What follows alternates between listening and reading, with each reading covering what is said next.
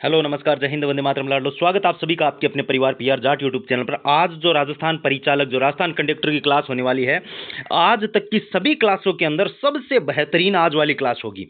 आज वाली क्लास को मिस नहीं करना है। बहुत लंबी क्लास हो सकती है, लेकिन प्रश्न जो लेकर आया हूं वो हुबहू प्रश्न एग्जाम में छपेंगे। सबसे पहला प्रश्न आप सभी के सामने है। जिसने अभी तक टेलीग्राम को ज्वाइन नहीं किया उसको जरूर ज्वाइन कर ले। और प्राथमिक चिकित्सा क्या है बता दीजिए भाई, प्राथमिक चिकित्सा क्या है? क्या प्राइमरी जो पूर्ण करता है वो है, या फिर दुर्घटना के किसी पीड़ित को दी जाने वाली पहली सहायता? बिल्कुल भाई, दुर्घटना के बाद तुरंत जब किसी व्यक्ति को सहायता दी जाती है उसको क्या बोलते हैं भाई? प्राथमिक चिकित्सा बोला जाता है उसको। ऑप्शन बी बिल्कुल इसके अंदर सही सटीक बैठ रहा है। टेलीग्राम के लिए मैं इसलिए बोल रहा हूं क्योंकि टेलीग्राम पर ही मैं सारी की सारी अपडेट डालता हूं, ठीक है ना। बाकी ये अपने नोट्स हैं, मात्र 89 रुपए के हैं ये नोट्स। जिस भी विद्यार्थी को लेने हैं अभी ले लेना। बाद में ये जो नोट्स है 151 के मैं करने वाला हूं, क्योंकि बहुत सारे विद्यार्थी इन्हें ले भी रहे हैं और बहुत सारे विद्यार्थियों के लगातार इसके ऊपर आने के कारण है क्या है कि अपने जो अकाउंट्स हैं वो भी लगातार ब्लॉक हो रहे हैं। तो भाई अब आप लोग ये मात्र 89 रुपए में आपके लिए लास्ट मौका है, ये नोट्स ले लेना, जिसमें आपको संपूर्ण राजस्थान की हिस्ट्री कल्चर जियोग्राफी के नोट्स मिलेंगे, साथ में 5000 वन लाइनर क्वेश्चन फ्री, यातायात के नियम संकेत और फास्ट एड के नोट्स मिल जाएंगे, हिंदी के 3000 ऑब्जेक्टिव क्वेश्चंस के साथ साथ में हिंदी के नोट्स मिल जाएंगे, मैथमेटिक्स के जो 7 टॉपिक आएंगे कंप्लीट 7 टॉपिक। जिस भी स्टूडेंट को लेना है ये 8905747095 ये नंबर है। इसके ऊपर आप 89 रुपए फोन पे, पेटीएम या गूगल पे करके पेमेंट का स्क्रीनशॉट लेकर इसी के व्हाट्सएप पर भेज देना। 2 मिनट में आपको ये संपूर्ण नोट्स व्हाट्सएप पर भेज दिए जाएंगे। एग्जाम से पहले अगर आप 3-4 घंटे भी पढ़ते हो तो 10-12 बार इनको आराम से रट्टा मार सकते हो। और जो विद्यार्थी इन्हें पढ़कर चला जाएगा, क्या मजाल जो उसका सिलेक्शन नहीं हो, 100% उसका सिलेक्शन है, वो होना तय बात है। तो भाई इसका स्क्रीनशॉट ले लेना और ये नोट्स जरूर परचेज कर लेना। नेक्स्ट क्वेश्चन, अगला क्वेश्चन देखिएगा, बहुत ही शानदार प्रश्न है कि प्राथमिक चिकित्सा देने वाले व्यक्ति को निम्न में से कहा जाता है। जो व्यक्ति प्राथमिक चिकित्सा देता है उसको क्या कहा जाता है बता दीजिए भाई। तो प्राथमिक चिकित्सा देने वाले व्यक्ति को क्या कहा जाता है? जीवन रक्षक, प्राथमोपचारक, चिकित्सक या उपरोक्त में से कोई नहीं। 2 नंबर के क्वेश्चन का फटाफट से आंसर बताइए। तो ध्यान रखिएगा, प्राथमोपचारक उसको कहा जाता है। ऑप्शन नंबर बी इसके अंदर बिल्कुल सटीक होने वाला है, ठीक है। नेक्स्ट क्वेश्चन, नेक्स्ट क्वेश्चन की तरफ बढ़े। अगला क्वेश्चन है कि प्राथमिक चिकित्सा की जाती है, बताइए भाई, प्राथमिक चिकित्सा की जाती है दर्द कम करने के लिए की जाती है क्या, या फिर जीवन बचाने हेतु की जाती है, शीघ्र स्वास्थ्य लाभ हेतु की जाती है, में सहायता हेतु, या उपरोक्त सभी के लिए की जाती है? 3 नंबर के क्वेश्चन के अंदर बहुत सारे विद्यार्थी हो सकता है कि दर्द को कम करने के लिए या जीवन बचाने के लिए करें, लेकिन इसके अंदर ऑप्शन नंबर डी बिल्कुल सही होने वाला है। Option number D is correct answer, ठीक है। नेक्स्ट क्वेश्चन, अगला क्वेश्चन, कितने प्रश्न आपके आज के पेपर में सही हो रहे हैं वो मुझे कमेंट करके बताएंगे। जिसने भी अभी तक चैनल का सब्सक्राइब ब्लैक बॉक्स में बटन है उसको जरूर दबा लीजिए। बाद में फिरते फिरोगे कि भाई एक चैनल था कंडक्टर वाला पता नहीं कहाँ है और आज हमें ये सूचना चाहिए, ये सही है गलत है, वो सारी जानकारियां हम सबसे पहले चैनल पर अवेलेबल करवाते हैं, तो सब्सक्राइब कर लीजिए। निम्नलिखित कथनों में से सही कथन क्या है बताओ भाई।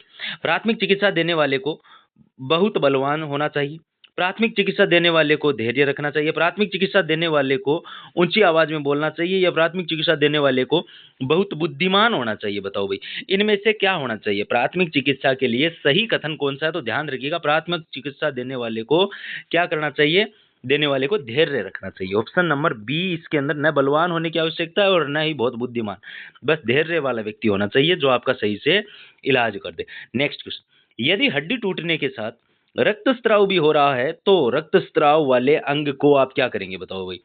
ऐसी स्थिति के अंदर ऊंचा उठाना चाहिए, खपची पहले बांधनी चाहिए, पहले उपचार करना चाहिए, या फिर ऊंचा नहीं उठाना चाहिए? या तो पैरों को ऊपर उठाना चाहिए या पैरों को ऊपर नहीं उठाना चाहिए, या फिर खपची बांधनी चाहिए या पहले उपचार करना चाहिए उस व्यक्ति का? तो ध्यान रखिएगा, ऐसी स्थिति के अंदर पहले आपको इलाज करना चाहिए। ऑप्शन नंबर सी बिल्कुल इसके अंदर करेक्ट आंसर होने वाला है। ध्यान रखिएगा, पहले उपचार करना चाहिए। नेक्स्ट क्वेश्चन, जो विद्यार्थी कमेंट के अंदर आंसर बता रहे हैं ना, ध्यान रखिएगा वो सेलेक्ट होंगे 100%, ठीक है ना। प्राथमिक सहायता किट में क्या क्या शामिल है? जब आपकी प्राथमिक सहायता किट है, मैंने लास्ट वीडियो के अंदर बताया भी था, बहुत सारी 10-12 चीजें बताई थी, जैसे थर्मामीटर, रुई, आपातकालीन फोन नंबर, उपरोक्त सभी।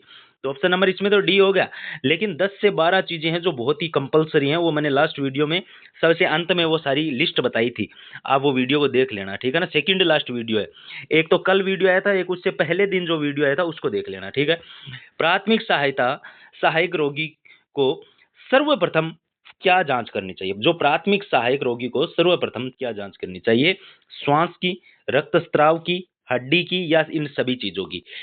बिल्कुल इसके अंदर बहुत सारे विद्यार्थी डी करेंगे, मुझे पता है, लेकिन डी होगा नहीं इसमें 7 नंबर के क्वेश्चन में।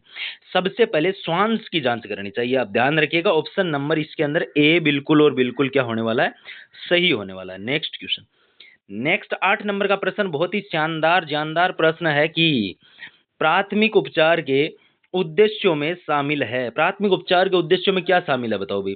चोटग्रस्त या बीमार व्यक्ति के जीवन को बचाना, स्वास्थ्य सुधार को तेज करना, रोगी को अस्पताल भेजने की व्यवस्था करना, या इन ये सभी के सभी। तो प्राथमिक उपचार के उद्देश्यों के अंदर कौन सी चीजें शामिल है? बिल्कुल भाई, इन सभी को ऊपर आपको ध्यान देना चाहिए। ऑप्शन नंबर इसके अंदर क्या होगा?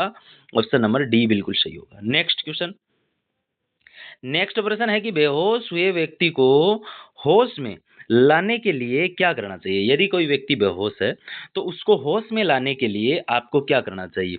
उसका जो सिर है वो दबाना चाहिए, या फिर उसे खुली हवा में लेटाना चाहिए, कृत्रिम श्वास देना चाहिए, या उसे डॉक्टर के पास ले जाना चाहिए? आपको व्यक्ति को होश में लाने के लिए सबसे उपयुक्त काम कौन सा करना चाहिए? हो सकता है बहुत सारे विद्यार्थी इसमें डी बताएं, लेकिन मैं आपको बता दूं इसमें डी नहीं होगा, उसे खुली हवा आने दें। ध्यान रखना, ऑप्शन नंबर बी बिल्कुल सही होगा इसके अंदर, ठीक है? तो ऑप्शन बी बिल्कुल करेक्ट है। नेक्स्ट क्वेश्चन, जिस एक बार मैं आपको ये बता दूं कि सब्सक्राइब जिसने भी नहीं किया चैनल को, सब्सक्राइब और लाइक ये दोनों काम कर लेना। एक ब्लैक बॉक्स बना हुआ है, उसके अंदर सब्सक्राइब नाम लिखा हुआ है, वो बटन दबा लीजिए आप, ठीक है? प्राथमिक सहायता के लिए क्या सामग्री होनी चाहिए? टेप होनी चाहिए, पट्टियां होनी चाहिए, दर्द निवारक गोलियां होनी चाहिए। बिल्कुल भैया, सभी की सभी होनी चाहिए, ठीक है ना? उपरोक्त सभी। ऑप्शन नंबर इसमें डी बिल्कुल सही आंसर होने वाला है 10 नंबर के क्वेश्चन। चलिए नेक्स्ट क्वेश्चन देखते हैं भाई। अगला क्वेश्चन क्या बोल रहा है कि मोच का उपचार, किसका? मोच का उपचार करते समय ठंडा पानी प्रयुक्त किया जाता है, क्योंकि जब किसी व्यक्ति की मोच का उपचार किया जाता है तो ठंडे पानी का उपयोग क्यों किया जाता है? इससे शरीर का तापमान कम हो जाता है, यह दर्द और सूजन को कम करता है, पीड़ित व्यक्ति को शांत करता है, या ये सभी के सभी इसके पीछे के मल्टीपल्स जो रीजंस बताए हैं ये सभी के सभी सही हैं? बिल्कुल, मुझे पता है मेरे ज्ञानी भाई डी करेंगे, लेकिन गलत है इसमें। इसके अंदर ऑप्शन नंबर बी बिल्कुल सही होगा। यह दर्द और सूजन को क्या करता है? कम करता है। और ऐसे भी कर सकते हो आप कि चलते हुए, यहां पर ऐसे भी आ सकता है कि चलते हुए नल के नीचे, ठीक है ना? ये भी इसके ऑप्शन में आ सकता है, तो वो भी करेक्ट होगा, ठीक है? नेक्स्ट क्वेश्चन, अगला प्रश्न देखिएगा कि कौन सी दवाइयां प्राथमिक उपचार हेतु उपयोग करी जाती हैं? कौन सी दवाइयां हैं जो प्राथमिक उपचार के लिए उपयोग करी जाती हैं? रुई, डिटोल, बैंडेज, या ऑल ऑफ दीज, या फिर ये सभी की सभी? कौन सा ऑप्शन 12 नंबर के प्रश्न में बिल्कुल सटीक बैठता है? तो ये सभी की सभी भाई, बैंडेज का भी उपयोग करते हैं, डिटोल का भी करते हैं, रुई का, इन सभी का उपयोग करते हैं, ध्यान रखिएगा। नेक्स्ट क्वेश्चन की ओर बढ़ते हैं। अगला क्वेश्चन देखिए, बहुत ही शानदार क्वेश्चन है कि ड्रेसिंग तथा बैंडेज का उपयोग निम्न में के लिए किया जाता है? बताओ भाई, ड्रेसिंग तथा बैंडेज का उपयोग किसके लिए किया जाता है? आंतरिक रक्तस्राव की रोकथाम के लिए किया जाता है, पीड़ित को दर्द में सहायता देने के लिए किया जाता है, से राहत देने के लिए, सॉरी, रक्तस्राव रोकने व संक्रमण की रोकथाम के लिए किया जाता है, या पीड़ित को अस्पताल तक ले जाने में सहूलियत के लिए किया जाता है? कौन सा इसके अंदर उपयुक्त आंसर होगा? तो ध्यान रखना, बैंडेज इसमें बोला है तो बैंडेज बहुत सारे डी करेंगे। ऑप्शन नंबर इसमें बी बिल्कुल एग्जैक्ट होगा। रक्तस्राव रोकने व संक्रमण से रोकथाम के लिए इसका उपयोग है वो किया जाता है, ध्यान रखिएगा। नेक्स्ट क्वेश्चन की ओर बढ़ते हैं भाई। अगला क्वेश्चन देखिएगा, बहुत ही शानदार शानदार प्रश्न लेकर आया हूं आप सभी के लिए। नेक्स्ट क्वेश्चन है कि मस्तिष्क को पर्याप्त ऑक्सीजन नहीं मिलने से बेहोशी या मृत्यु की स्थिति उत्पन्न होना कहलाता है। ऐसी स्थिति के अंदर जब मस्तिष्क को पर्याप्त ऑक्सीजन नहीं मिलती है तो व्यक्ति की मृत्यु की स्थिति उत्पन्न हो जाती है। इसको क्या बोलते हैं? सदमा, एस्फिक्सिया, या घाव, या फिर डिसलोकेशन? बताओ इसमें से कौन सा सही होने वाला? तो ध्यान रखना, ऑप्शन नंबर बी बिल्कुल इसमें करेक्ट होने वाला है। नेक्स्ट क्वेश्चन, नेक्स्ट प्रश्न देखिएगा कि दुर्घटनाग्रस्त व्यक्ति को अस्पताल ले जाने तथा चिकित्सक को बुलाने से पूर्व उपलब्ध साधनों द्वारा दी जाने वाली चिकित्सा कहलाती है। ऐसी चिकित्सा को क्या कहते हैं? राहत कार्य कहते हैं, बचाव कार्य कहा जाता है, प्राथमिक चिकित्सा कहा जाता है, या उपरोक्त में से कोई नहीं? ऑप्शन नंबर डी होगा। तो 15 नंबर के क्वेश्चन में ऑप्शन नंबर सी, क्या बोलते हैं इसको? प्राथमिक चिकित्सा। ध्यान रखिएगा, ऑप्शन नंबर बी बिल्कुल इसमें सही ऑप्शन होने वाला है। नेक्स्ट क्वेश्चन, नेक्स्ट प्रश्न क्या बोल रहे हैं कि आप रासायनिक जलन के लिए, बताओ भाई, रासायनिक जलन के लिए क्या करते हैं? जब किसी व्यक्ति को रसायनों से जलन हो जाए तो ऐसी स्थिति के अंदर आप क्या करेंगे? सहायता आने तक गर्म पानी की भारी मात्रा में धोते रहेंगे। पानी से धोते हैं, वह सुखाने और ढक देते हैं, सुखाते हैं और ढक देते हैं। सहायता आने तक ठंडे पानी की भारी मात्रा में ठंडे पानी से भारी मात्रा में धोते हैं। उपरोक्त में से कोई नहीं। तो भाई आप सभी को स्पष्ट दिखाई दे रहा है कि ठंडे पानी से। ऑप्शन नंबर बी बिल्कुल सॉरी, ऑप्शन नंबर सी बिल्कुल इसके अंदर आपका है वो करेक्ट होने वाला है। ठीक है, नेक्स्ट क्वेश्चन। अगला क्वेश्चन देखिएगा, बहुत ही शानदार प्रश्न है कि सदमे से रोगी को लिटाते समय, जब कोई व्यक्ति सदमे में है और उसको लिटाते समय उसके पांव सिर से ऊपर रहने चाहिए, या उसके सिर पांव से नीचे रहना चाहिए, या फिर सीधा लेटाना चाहिए, या करवट के बल लेटाना चाहिए। 17 नंबर के प्रश्न का ऑप्शन नंबर ए बिल्कुल उपयुक्त है कि उसके पांव सिर से ऊपर रहने चाहिए, ध्यान रखना। ठीक है ना। नेक्स्ट प्रश्न देखिएगा, बहुत ही शानदार जानदार प्रश्न है कि प्राथमिक सहायता का सर्वप्रथम उद्देश्य क्या है, बताओ। प्राथमिक सहायता का सर्वप्रथम उद्देश्य क्या है? घाव बढ़ने से रोकना, जीवन बचाना, संपत्ति बचाना, या कोई अन्य ही इसके लिए काम है। 19 नंबर के प्रश्न का आंसर बता दीजिए, कौन सा ऑप्शन करेक्ट होगा? बिल्कुल, जीवन बचाना। प्राथमिक सहायता का मुख्य उद्देश्य ही जीवन बचाना है भाई। नेक्स्ट क्वेश्चन देखिएगा, अगला प्रश्न है कि प्राथमिक सहायता का सर्वप्रथम सिद्धांत क्या, बताओ भाई। प्राथमिक सहायता का सर्वप्रथम सिद्धांत क्या है? तो भाई इसका सर्वप्रथम सिद्धांत घाव बढ़ने से रोकना है, रक्त बहने से बचाना है, घटना स्थल पर पहुंचना। ऑप्शन नंबर डी बिल्कुल इसमें उपयुक्त हो जाएगा। नेक्स्ट क्वेश्चन देखिएगा भाई, अगला प्रश्न भी बहुत ही शानदार प्रश्न है। यह प्रश्न बहुत बार आ गया कि एबीसी क्या है? प्राथमिक चिकित्सा की एबीसी क्या है? एयरवे, ब्रीदिंग और सर्कुलेशन। ऑप्शन नंबर डी हो जाएगा। ये सारे इसके मतलब है, ध्यान रखना इसकी फुल फॉर्म। एबीसी की फुल फॉर्म ध्यान रखना भाई, एयरवे, ब्रीदिंग और सर्कुलेशन। ठीक है ना, फुल फॉर्म पूछता है इसकी बहुत बार। नेक्स्ट क्वेश्चन, नेक्स्ट प्रश्न है कि बर्न कितने प्रकार के होते हैं? जब व्यक्ति कोई जल जाता है, आपने सुना होगा जब व्यक्ति कोई जलता है तो वो 4 स्टेप में जलता है, इस बात को आप ध्यान रखिएगा। एक में तो ऊपर की त्वचा जलती है, एक में ऊपर की त्वचा, सेकंड बर्न में ऊपर की त्वचा और कुछ अंग, तीसरे में तंत्रिका तंत्र तक प्रभावित हो जाता है, और चौथे में व्यक्ति पूर्णतः जलता है। तो भाई बर्न कितने प्रकार के होते हैं? 4 प्रकार के होते हैं, ध्यान रखिएगा। मैंने चारों प्रकार बता दिए कि किस तरीके के चारों प्रकार इसके अंदर होते हैं। अभी तक भी अगर आप विचार कर रहे हो कि सब्सक्राइब करूं या नहीं करूं तो कर लेना। बाकी नेक्स्ट क्वेश्चन की ओर बढ़ते हैं। अगले क्वेश्चन से पहले एक चीज ये देख लेना भाई, आप लोग जिसने अभी तक ये नोट्स परिचालक भर्ती के लिए नहीं लिए हैं, आज ही परचेज कर लेना। मात्र 89 रुपए में ये नोट्स दे रहा हूं। जिसने भी नहीं लिए बहुत बड़ी चूक कर रहा है, ये मान लेना। सिलेक्शन से कोसों दूर है वो।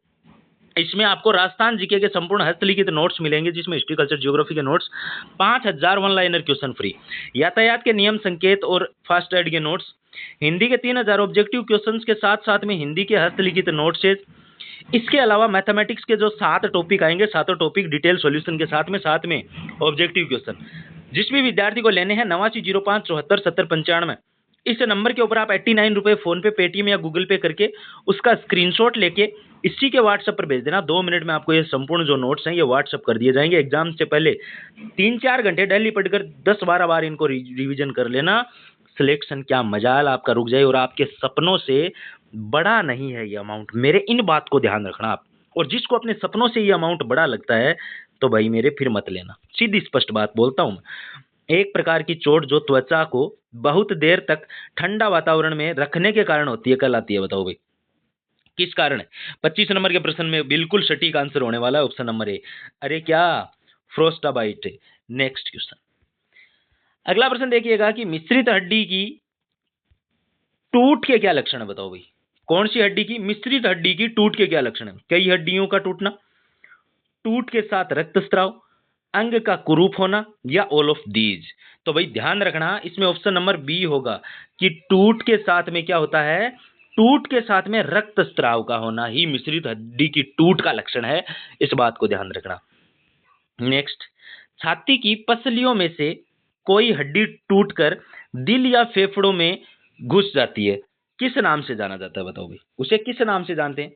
खुली टूट, बंद टूट, जटिल टूट, या ऑल ऑफ दिस। 27 नंबर का क्वेश्चन बहुत ही महत्वपूर्ण प्रश्न है, तो इस प्रश्न को ध्यान से देखिएगा और इसका आंसर दीजिएगा कि इसे जटिल टूट कहते हैं। ऐसी टूट को क्या कहते हैं? जटिल टूट। ऑप्शन नंबर सी बिल्कुल करेक्ट आंसर होने वाला है। और हमेशा मुस्कुराते रहा करो रे मेरे लाडलो, ठीक है ना। नेक्स्ट क्वेश्चन, छोरिया नाराज हो जाली तो भाई छोरियान भी बता रहे हूं मैं, हमेशा मुस्कुराते रहो, ये मोटी मोटी आंखें, ये छोटा सा नाक और ये बढ़िया सी स्माइल और ये लड़की भाई, ये लो, अच्छी बनी है क्या भाई? हैं? ये माथे पे बिंदी, ओके रिपोर्ट, ये थोड़े, ये है उसके गाल, ठीक है क्या ये? ठीक है भाई।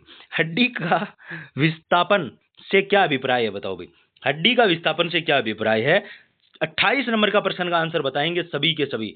क्या हड्डी का दबना, टूटना, सामान्य स्थिति से हटना या कोई अन्य? तो भाई इसके अंदर ऑप्शन नंबर सी, सामान्य स्थिति से हटना। नेक्स्ट क्वेश्चन, नेक्स्ट प्रश्न देखिएगा। व्यक्ति को सदमा लगने का क्या लक्षण है? जब किसी व्यक्ति को सदमा लगता है तो उसका सामान्य लक्षण क्या है? त्वचा ठंडी पड़ना, रक्तस्राव कम होना, नाड़ी मंद पड़ना, मंद है भाई, मंद पड़ना या उपरोक्त सभी? बताइए क्या आंसर होगा? तो ऑप्शन नंबर डी, ये सारे ही लक्षण हैं। त्वचा ठंडी पड़ना, रक्तस्राव कम होना और नाड़ी मंद पड़ना। देखिएगा कि निम्न में से, अगला प्रश्न देखिएगा, बहुत ही शानदार जानदार प्रश्न है कि निम्नलिखित में से कौन सा कारण दुर्घटना होने का कारण नहीं है? बताइए निम्न में से कौन सा कारण दुर्घटना होने का नहीं है? कार्य करने में उतावलापन, असुरक्षित कार्य विधि, असुरक्षित जो मशीन की दिशा, या फिर सुरक्षा नियमों का पालन करते हुए कार्य करना। तो बिल्कुल ऑप्शन नंबर डी स्पष्ट सामने दिखाई दे रहा है आपको। नेक्स्ट क्वेश्चन देखिएगा। नेक्स्ट प्रश्न है कि सुरक्षा सावधानियों का भाग है। स्वयं की सुरक्षा, कार्य की सुरक्षा, औजारों एवं मशीनों की सुरक्षा, ऑल ऑफ दीज। तो भाई आप लोगों को दिखाई दे रहा होगा ऑप्शन नंबर 31 में ऑप्शन नंबर डी होगा, ठीक है ना? क्वेश्चन नंबर 31 में ऑप्शन नंबर डी बिल्कुल सटीक आंसर होने वाला है। नेक्स्ट क्वेश्चन, नेक्स्ट प्रश्न है कि फ्रैक्चर, क्या भाई फ्रैक्चर कितने प्रकार के होते हैं बताओ भाई? फ्रैक्चर कितने प्रकार के होते हैं? इसका आंसर बताओ तो जानूं मैं आपको। 7 प्रकार के, 8 प्रकार के, 9 प्रकार के या 11 प्रकार के?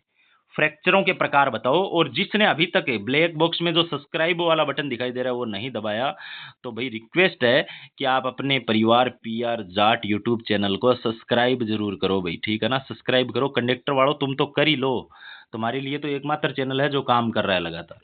तो 34 नंबर का जो क्वेश्चन है उसके अंदर क्या आंसर होने वाला है?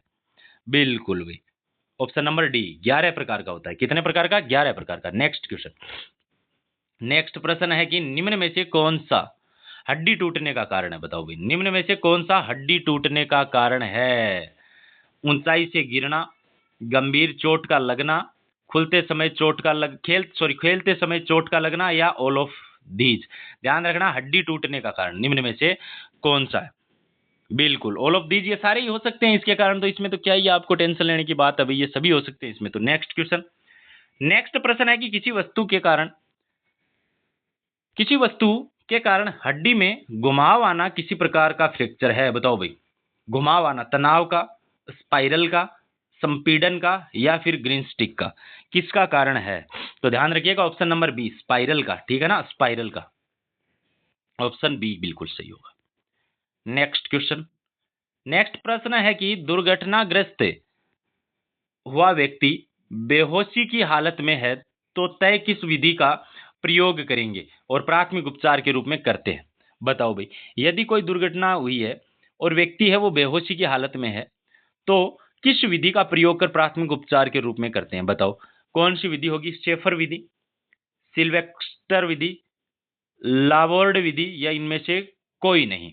तो 37 नंबर का ऑप्शन बता दिए कि इनमें से कोई नहीं होगी भाई।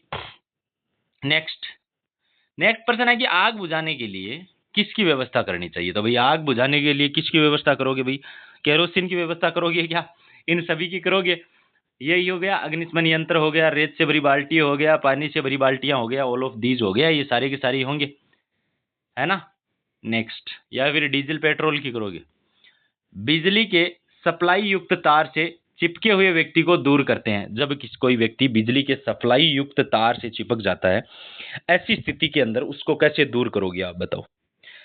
क्या उसका हाथ पकड़कर दूर करोगे, गीली लकड़ी के द्वारा, सूखी लकड़ी, कपड़ा या रबड़ के दस्तानों से या इनमें से कोई नहीं? बिल्कुल आपको दिखाई दे गया होगा ऑप्शन नंबर सी इसके अंदर बिल्कुल उपयुक्त आंसर बन रहा है। नेक्स्ट क्वेश्चन, नेक्स्ट प्रश्न है कि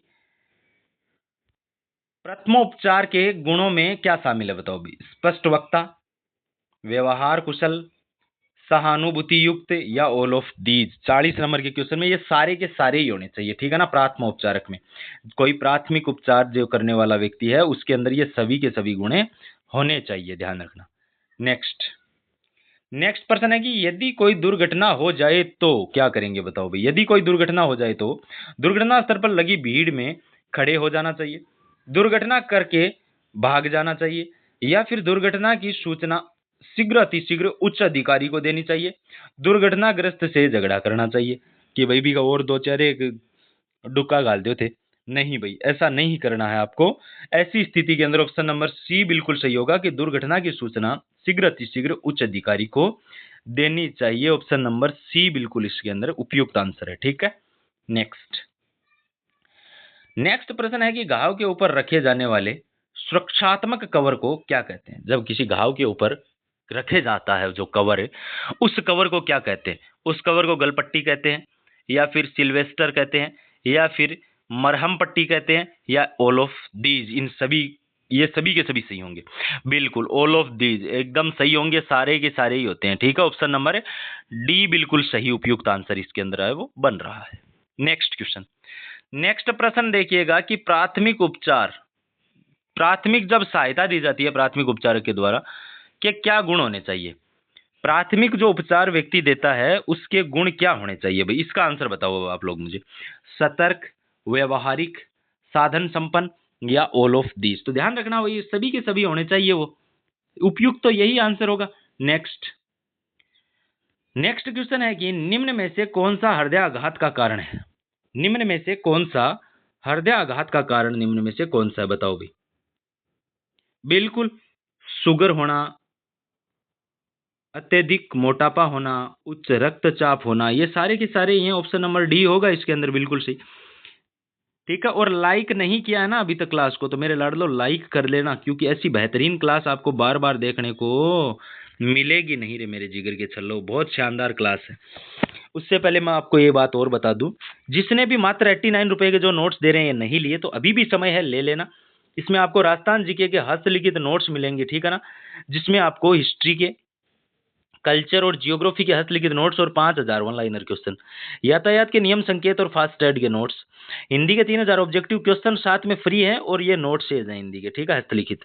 मैथमेटिक्स के साथ टॉपिक कंप्लीट डिटेल सॉल्यूशन के साथ में, ऑब्जेक्टिव क्वेश्चन के साथ में, मात्र और मात्र 89 रुपए में दे रहा हूँ। जिसको भी लेना हो ये 8905707095 है नंबर है। इस नंबर के ऊपर आप 89 रुपए फोन पे, पेटीएम या गूगल पे करके इसी के व्हाट्सएप पर पेमेंट का स्क्रीनशॉट भेज देना। मात्र 2 मिनट में संपूर्ण जो नोट्स हैं ये आपको व्हाट्सएप पर भेज दिए जाएंगे। एग्जाम से पहले भाई हमको कितनी बार पढ़ सकते हैं इनको, तो मैं बता दूं, जो मेरा भाई 10-12 बार इनको पढ़ लेगा, कितनी बार, केवल 10-12 बार, 10 बार भी अगर इन नोट्स को कोई भाई पढ़ लेता है तो आराम से सिलेक्शन होगा। अगर आप डेली के 3-4 घंटे बस, यानी कि 1.5 घंटा तो सुबह और वही 1 घंटा 30 से 1 मिनट शाम को, इतनी देर भी अगर आप इन नोट्स को पढ़ते हो ना, तो आप लोग आराम से इनको 10-12 बार पढ़ लोगे और रट्टा मार दोगे, सिलेक्शन हो जाएगा, बेरोजगारी के झंझट से पीछा छूट जाएगा। तो चैनल को सब्सक्राइब करना, क्लास